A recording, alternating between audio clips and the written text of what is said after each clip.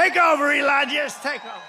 যুক্তরাষ্ট্রের ২০২০ সালের নির্বাচনে তৎকালীন প্রেসিডেন্ট ডোনাল্ড ট্রাম্পের প্রতিপক্ষ বর্তমান প্রেসিডেন্ট জো বাইডেনকে ভোট দিলেও গেল সপ্তাহের নির্বাচনে ট্রাম্পকে শুধু প্রকাশ্য সমর্থনই জানাননি, তার হয়ে প্রচারণায় প্রায় বছর খানেক দিয়েছেন বিস্তর সময়। এমনকি ট্রাম্পকে ভোট দিলে লটারির মাধ্যমে ভোটারদের $10 লাখ করে পুরস্কারও বিলিয়েছেন বিশ্বের শীর্ষ ধনী ইলন মাস্ক। এসবেরই পুরস্কার হিসেবে পেয়ে গেলেন নবনির্বাচিত প্রেসিডেন্টের সরকারে আস্ত এক মন্ত্রণালয়। ধনকুবের ইলন মাস্ককে নিয়োগ দিতে নতুন মন্ত্রণালয় খুলছেন ৪৭তম মার্কিন প্রেসিডেন্ট।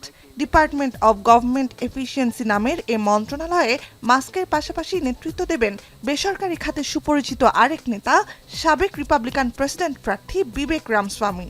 ট্রাম্প জানিয়েছেন, প্রচলিত নিয়মে সরকারের আওতার বাইরের বিষয়গুলো দেখবে নতুন এ মন্ত্রণালয়।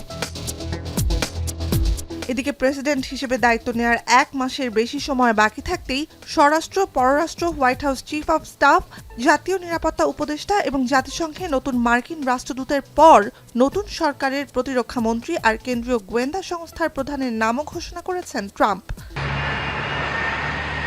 এদিকে দায়িত্ব নেওয়ার প্রথম দিনেই হোয়াইট হাউসে বেশ কয়েকটি নির্বাহী আদেশে ট্রাম্প স্বাক্ষর করতে পারেন বলে ধারণা করা হচ্ছে। আন্তর্জাতিক বিভিন্ন সংবাদ মাধ্যমের খবর, অভিবাসী নিয়ন্ত্রণে এবং প্রেসিডেন্ট বাইডেনের আলোচিত বৈধ প্রবেশ কর্মসূচি বাতিলে ব্যবস্থা নিতে পারেন নতুন প্রেসিডেন্ট। বিশ্লেষকরা বলছেন, গণপ্রত্যাবাসন পরিকল্পনা বাস্তবায়ন করতে চরম বাস্তবতা ও প্রতিকূলতার মুখে পড়তে হবে নতুন সরকারকে। Reality will hit the government and the new government on day one of what they can do or what they cannot. They may have plans. I don't believe that they will be easy for them to implement anything. সমালোচকরা বলছেন, নির্বাহী পদক্ষেপের ফলে অপরাধের ইতিহাস না থাকলেও গ্রেপ্তারের ক্ষমতা থাকবে কেন্দ্রীয় অভিবাসন কর্মকর্তাদের।